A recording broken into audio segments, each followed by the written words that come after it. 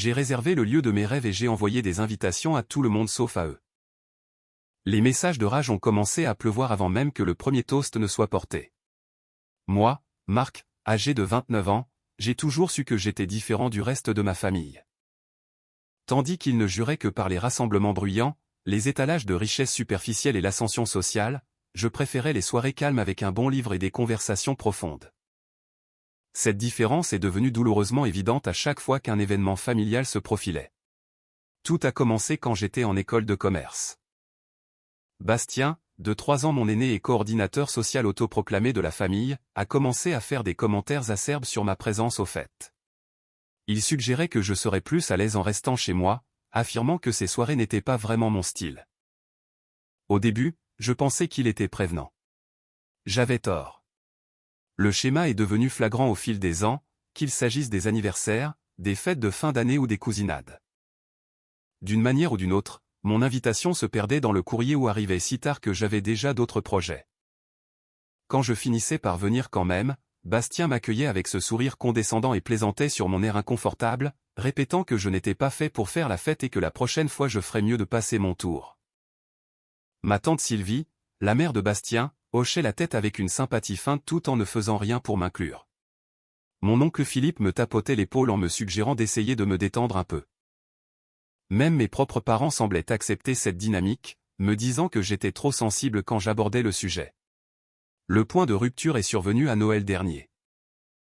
J'avais conduit pendant 4 heures pour assister au réveillon familial, apportant des cadeaux soigneusement choisis pour chacun. Quand je suis arrivé, Bastien a ouvert la porte avec une surprise totale sur le visage. Il m'a dit qu'il devait y avoir une confusion, que c'était en fait un petit comité intime et qu'il ne m'attendait pas. Derrière lui, je pouvais voir au moins 30 personnes s'amuser dans le salon. Bastien a eu ce rire familier et méprisant et a répété que je n'étais pas fait pour ce genre de fête, que je serais sûrement plus heureux chez moi avec un bouquin. Il a suggéré que je repasse plus tard pour les restes si je le voulais. L'humiliation m'a brûlé le sang alors que je restais là avec mes cadeaux, regardant des parents que je connaissais depuis toujours prétendre qu'ils ne me voyaient pas sur le pas de la porte. Je suis rentré chez moi cette nuit-là avec une résolution qui se cristallisait en moi. Pendant des années, j'avais accepté leur version des faits, l'idée que j'étais le type maladroit, l'asocial de la famille qui n'avait pas sa place dans les célébrations. Mais assis dans mon appartement à Paris en regardant les cadeaux que j'avais ramenés, j'ai réalisé quelque chose d'essentiel. Ce n'était pas moi le problème. Ce n'était pas moi qui avais un souci. C'était eux. 3 mois plus tard, tout a changé. La promotion pour laquelle je travaillais depuis 2 ans a enfin été validée. Directeur marketing senior dans une entreprise du CAC 40, avec un salaire qui rendait dérisoire ce que la plupart des membres de ma famille gagnaient. Plus important encore, ce poste venait avec des relations et des ressources que je n'avais jamais eues auparavant. J'avais toujours rêvé d'organiser un dîner élégant au pavillon de la Seine, le lieu le plus exclusif de notre région. C'était le genre d'endroit dont ma famille parlait avec des tons admiratifs et envieux, pointant du doigt les célébrités dans les magazines spécialisés.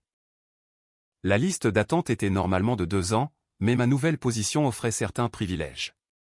Mon entreprise avait un compte d'entreprise avec l'établissement, et mon patron a mentionné que je pouvais l'utiliser pour un événement personnel dans le cadre de la célébration de ma promotion.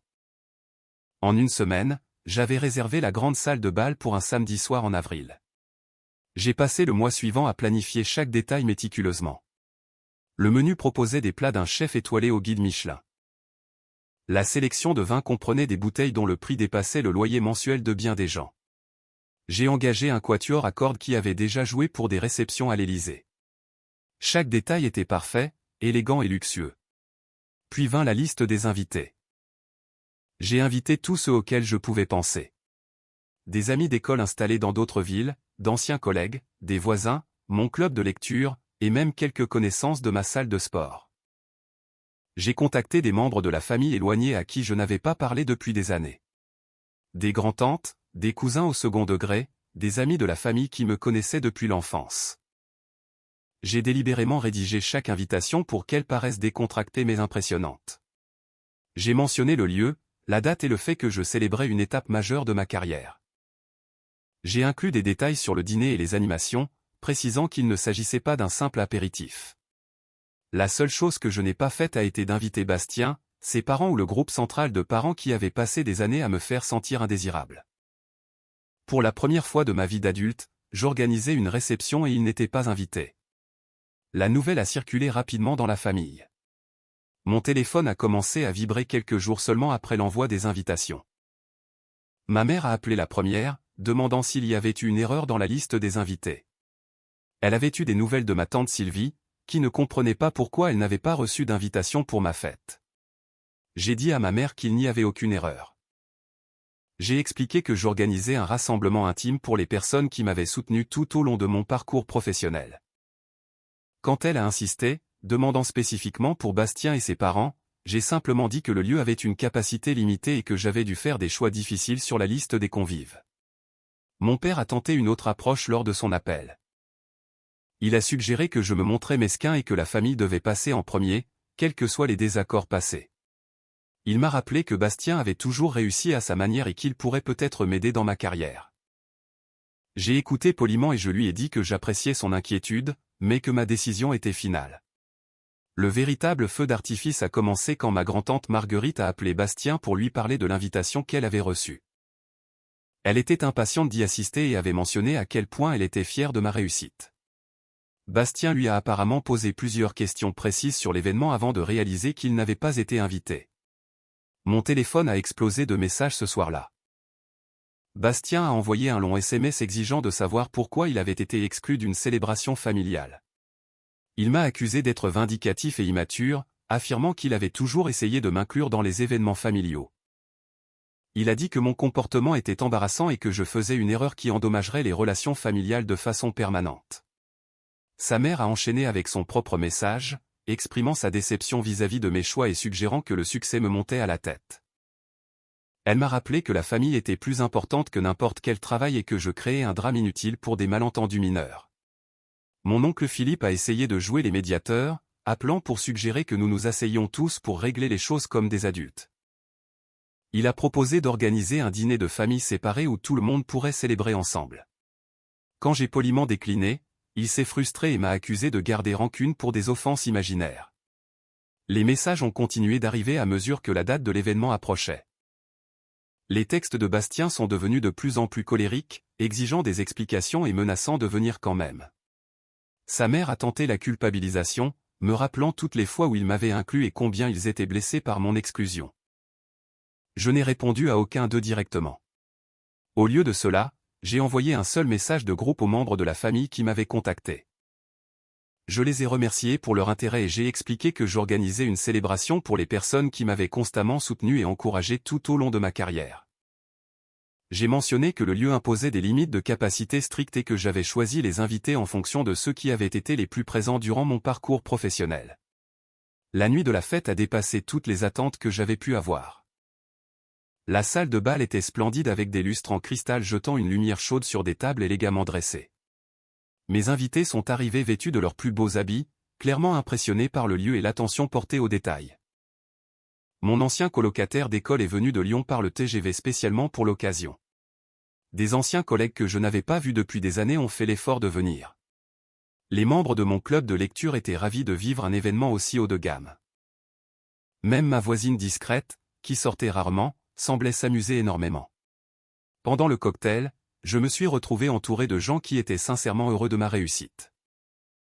Ils m'ont posé des questions pertinentes sur mon nouveau rôle, ont partagé leurs propres nouvelles professionnelles et ont évoqué nos souvenirs communs.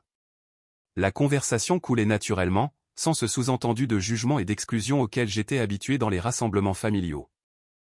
Le dîner était spectaculaire. Le chef s'était surpassé à chaque plat et les accords mets vins étaient parfaits.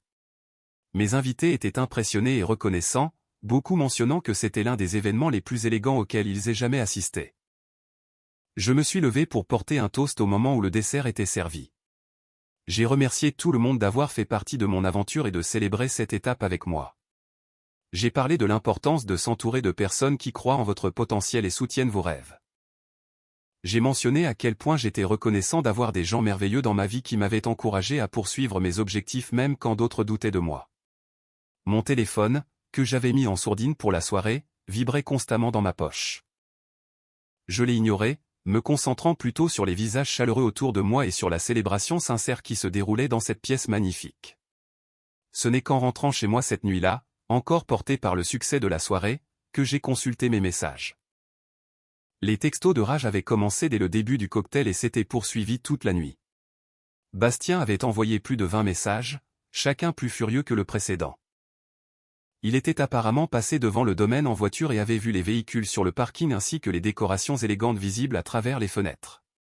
Il m'a accusé d'exhiber délibérément ma réussite et d'exclure la famille par pure méchanceté. Il m'a traité de petit, de vindicatif, et a dit que j'avais toujours été jaloux de ses connexions sociales. Sa mère a envoyé sa propre série de messages exprimant sa douleur et sa déception. Elle prétendait que je déchirais la famille pour rien et que mon comportement était impardonnable. Elle a menacé de raconter ma méchanceté à tous les autres membres de la famille et a suggéré que je regretterais amèrement d'avoir coupé les ponts avec ceux qui me connaissaient depuis toujours. D'autres parents ont donné leur avis.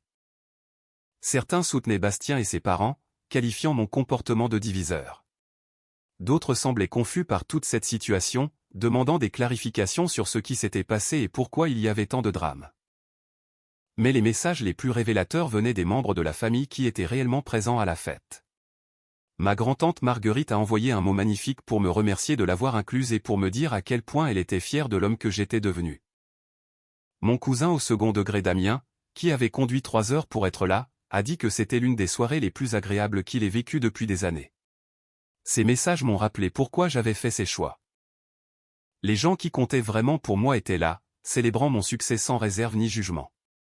Les gens qui avaient passé des années à me faire sentir indésirable étaient en colère d'être exclus, mais leur colère ne faisait que confirmer que j'avais pris la bonne décision. Première mise à jour. Les retombées ont continué pendant des semaines après la fête. Bastien a intensifié sa campagne en appelant d'autres membres de la famille pour se plaindre de mon comportement. Il s'est peint en victime, affirmant que je l'avais exclu d'une célébration familiale par pure jalousie. Il a omis commodément les années d'exclusion subtile et de commentaires méprisants qui avaient mené à ce moment. Ma tante Sylvie a organisé ce qu'elle appelait une réunion de famille pour régler la situation. Elle a invité mes parents, plusieurs autres proches et bien sûr Bastien et sa famille immédiate. Je n'ai pas été invité à cette réunion, ce qui semblait ironiquement approprié compte tenu des circonstances. Ma mère a appelé après pour me faire un compte rendu de la discussion. Le consensus, selon elle, était que je me montrais déraisonnable et que je devais m'excuser auprès de Bastien et de ses parents pour l'offense. Plusieurs membres de la famille s'étaient portés volontaires pour servir de médiateurs dans une réconciliation, suggérant que nous pourrions tous dépasser ce malentendu si je faisais preuve de maturité et d'humilité. J'ai écouté le rapport de ma mère avec une clarté grandissante sur la dynamique familiale que je subissais depuis toujours. Ils pouvaient organiser des réunions pour discuter de mon comportement, mais aucun d'entre eux n'avait jamais organisé de réunion pour traiter le schéma d'exclusion pratiqué par Bastien. Ils pouvaient exiger des excuses de ma part, mais personne n'avait jamais exigé que Bastien s'excuse pour toutes ces années où il m'avait fait sentir indésirable. J'ai dit à ma mère que j'appréciais son inquiétude mais que je ne m'excuserais pas pour avoir célébré mon succès avec des gens qui m'avaient soutenu. J'ai expliqué que j'avais fait un choix conscient de m'entourer de personnes positives et encourageantes et que j'en étais plus heureux. La pression familiale a continué à travers divers canaux. Mon oncle Philippe a tenté l'approche raisonnable, suggérant que tout le monde faisait des erreurs et qu'il était temps d'aller de l'avant. Ma tante Sylvie a utilisé la manipulation émotionnelle en parlant de la douleur de Bastien et du fait que la famille devait se pardonner. Bastien lui-même a tenté une nouvelle stratégie en m'envoyant un message qui se voulait conciliant. Il reconnaissait qu'il n'avait peut-être pas toujours été aussi inclusif qu'il aurait pu l'être, mais il suggérait que ma réponse était disproportionnée. Il proposait que nous nous excusions tous les deux pour passer à autre chose, présentant cela comme la chose la plus mature à faire. J'ai réalisé que même sa tentative de réconciliation visait à minimiser son comportement tout en me rendant également responsable du conflit. Il voulait s'excuser de ne pas être parfait tandis que l'on attendait de moi que je m'excuse de m'être défendu. J'ai décidé de répondre, mais pas de la manière attendue par tout le monde. Deuxième mise à jour. Au lieu de m'engager dans le drame familial ou de défendre mes choix de façon répétée, j'ai écrit un seul email complet à toute la famille élargie qui avait été mêlée à cette histoire. Je l'ai envoyé à tous ceux qui avaient participé à la réunion de famille et à quiconque m'avait contacté à ce sujet. Dans cet email, j'ai exposé le schéma d'exclusion que j'avais subi au fil des ans. J'ai fourni des exemples précis, des dates et des témoins quand c'était possible. J'ai expliqué comment Bastien m'avait systématiquement fait sentir de trop dans les rassemblements familiaux, comment les invitations disparaissaient mystérieusement et comment on m'avait fait sentir comme un étranger lors d'événements pour lesquels j'avais fait des heures de route. J'ai décrit l'incident de Noël en détail, expliquant comment j'avais été refoulé à la porte après 4 heures de trajet avec des cadeaux pour tout le monde. J'ai mentionné comment ce schéma avait affecté mon estime de soi et ma relation avec la famille pendant des années. Ensuite, j'ai expliqué ma réussite récente et comment elle m'avait donné les ressources et la confiance nécessaires pour organiser ma propre célébration. J'ai clarifié le fait que j'avais invité des personnes qui avaient été constamment présentes pour soutenir mes objectifs et mes rêves, et que cela avait naturellement exclu ceux qui avaient passé des années à me faire sentir indésirable. J'ai conclu en disant que je n'étais pas intéressé par des excuses ou une réconciliation qui ne reconnaîtrait pas les vrais problèmes de fond. J'ai expliqué que j'étais en train de construire une vie entourée de gens qui m'estimaient et me respectaient et que j'étais plus heureux que je ne l'avais jamais été. La réponse a été immédiate et divisée. Certains membres de la famille m'ont contacté en privé pour exprimer leur soutien et partager leurs propres expériences de sentiment d'exclusion vis-à-vis du cercle social de Bastien. Ma cousine Léa a admis qu'elle avait remarqué ce schéma mais qu'elle n'avait pas su comment l'aborder. Mon grand-oncle Robert a dit qu'il s'était toujours demandé pourquoi j'avais l'air si mal à l'aise lors des fêtes de famille et qu'il comprenait maintenant pourquoi. D'autres ont persisté à soutenir Bastien, affirmant que j'exagérais ou que je me souvenais mal des événements. Ma tante Sylvie m'a accusé de vouloir détruire les relations familiales et a suggéré que je me montrais manipulateur en étalant des griefs privés publiquement. Mais la réponse la plus marquante est venue d'une source inattendue, ma grand-mère. Elle m'a appelé directement, ce qu'elle faisait rarement. Elle m'a dit qu'elle avait lu mon message avec attention et que cela lui rappelait sa propre jeunesse dans une grande famille. Elle a dit qu'elle avait observé la dynamique des réunions de famille depuis des années et qu'elle avait bien remarqué comment Bastien semblait contrôler l'atmosphère sociale. Ma grand-mère m'a dit qu'elle était fière de ma réussite et qu'elle comprenait pourquoi j'avais fait ces choix. Elle a ajouté que parfois, s'affirmer signifie décevoir les personnes qui s'étaient habituées à vous traiter mal. Son soutien a compté plus pour moi que je ne l'aurais imaginé. Elle était la matriarche de la famille et son opinion avait un poids considérable. Sa validation de ma perspective a fait basculer la conversation familiale d'une manière que je n'avais pas anticipée. Troisième mise à jour. 6 mois après ma célébration, la dynamique familiale s'est stabilisée dans un nouveau schéma. Bastien et ses partisans les plus proches m'ont essentiellement rayé de leur vie, me traitant comme le fauteur de troubles qui a choisi la réussite professionnelle plutôt que la loyauté familiale. J'ai découvert que leur approbation ne me manquait pas autant que je l'aurais cru. Les parents qui m'avaient contacté en privé après mon email sont devenus plus proches de moi que jamais. Léa et moi prenons régulièrement des cafés ensemble quand elle est en ville. Mon grand-oncle Robert m'a invité à fêter ses 70 ans en insistant sur le fait qu'il tenait énormément à ma présence. Plus surprenant encore, plusieurs membres de la famille ont commencé à organiser leurs propres petits rassemblements en veillant à m'inclure directement. Ma cousine Marine, qui était restée discrète pendant toute la polémique, a organisé un petit dîner et m'a appelé personnellement pour m'inviter. Elle a mentionné qu'elle avait beaucoup réfléchi à mon email et qu'elle voulait s'assurer que je sache que j'avais de la valeur à ses yeux. Ma carrière a continué de s'épanouir. Les connexions que j'ai faites grâce à mon nouveau poste ont mené à des opportunités que je n'aurais jamais imaginées. J'ai été invité à des événements du secteur, on m'a demandé d'intervenir dans des conférences et j'ai reçu des offres de conseils qui ont considérablement augmenté mes revenus. J'ai utilisé une partie de ce succès pour organiser des rassemblements plus petits et plus intimes tout au long de l'année. J'ai organisé une dégustation de vin pour mon club de lecture, un dîner pour mes collègues et même une fête d'anniversaire pour ma voisine qui est devenue une amie proche. Chaque événement a renforcé la leçon que j'avais apprise, s'entourer de personnes positives crée un cercle vertueux qui améliore chaque aspect de la vie. L'absence de Bastien lors de ces moments n'était notable que par la légèreté de l'ambiance. Sans ses pics subtils et son rôle de gardien social, les conversations coulaient plus naturellement. Les gens semblaient plus détendus, plus sincères, plus disposés à être eux-mêmes. J'ai appris par certains canaux familiaux que Bastien rencontrait des difficultés professionnelles. Son poste de commercial ne se passait pas bien et il n'avait pas obtenu la promotion qu'il attendait. Une partie de moi s'est demandé si son besoin de contrôler la dynamique sociale de la famille n'était pas une compensation pour ses insécurités dans d'autres domaines. Mais je ne me suis pas attardé sur sa situation. J'avais appris que tenter de comprendre ou de réparer le comportement des autres était bien moins important que de protéger ma propre paix intérieure. La validation finale est venue lors du 85e anniversaire de ma grand-mère. La famille s'est réunie au restaurant et pour la première fois depuis des années, je me sentais totalement à l'aise lors d'un événement familial. Bastien était présent, mais sa domination sociale habituelle semblait avoir disparu. Les autres membres de la famille faisaient des efforts pour m'inclure dans les discussions et semblaient sincèrement intéressés par ma vie et ma carrière. Pendant le dîner, ma grand-mère s'est levée pour faire un discours sur la famille et l'importance de se traiter avec respect et gentillesse. Elle m'a regardé droit dans les yeux quand elle a parlé de sa fierté pour les membres de la famille qui avaient réussi grâce à leur travail et leur détermination. Après le repas, Bastien m'a approché pour la première fois depuis le début du conflit.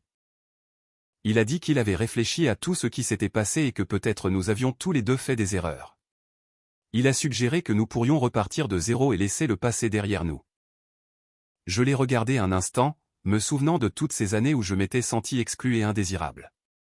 Puis je lui ai dit que j'appréciais ses paroles mais que j'étais très heureux des relations que j'avais construites et de la vie que je menais désormais. Je lui ai dit que j'espérais qu'il trouverait la même paix et la même satisfaction dans sa propre existence. En rentrant chez moi ce soir-là, j'ai réfléchi à tout ce qui avait changé depuis ce Noël où l'on m'avait refoulé à la porte. J'avais appris qu'on ne peut pas forcer les gens à nous estimer, mais qu'on peut choisir de s'estimer assez pour s'éloigner des situations qui nous diminuent. La promotion, la fête et le drame familial avaient tous été les catalyseurs d'une transformation plus profonde. J'avais cessé d'essayer de m'intégrer dans des espaces où je n'étais pas désiré pour commencer à créer des espaces où j'étais célébré. La différence dans mon bonheur et ma confiance en moi était remarquable. Je ne me suis jamais excusé d'avoir exclu Bastien de ma fête. Au lieu de cela, j'ai construit une vie où son approbation n'avait tout simplement plus aucune importance. Et cela me semblait être la plus belle des victoires. Cette histoire nous montre à quel point les dynamiques familiales peuvent être toxiques lorsque personne ne remet en question les comportements d'exclusion sous couvert de plaisanterie ou de tradition. Le protagoniste a eu raison de ne pas céder au chantage affectif et de fixer ses propres limites. Souvent, la famille attend de nous que nous fassions preuve de maturité pour maintenir une paix qui ne profite en réalité qu'aux personnes toxiques. En organisant sa propre réception sans ses agresseurs, Marc ne s'est pas seulement vengé, il a surtout repris le pouvoir sur son propre récit social. C'est une leçon inspirante sur l'importance de se construire une famille de cœur quand la famille biologique refuse de nous voir à notre juste valeur. Et vous, avez-vous déjà vécu une situation similaire au sein de votre famille? Auriez-vous eu le courage de Marc ou auriez-vous tenté de pardonner une fois de plus?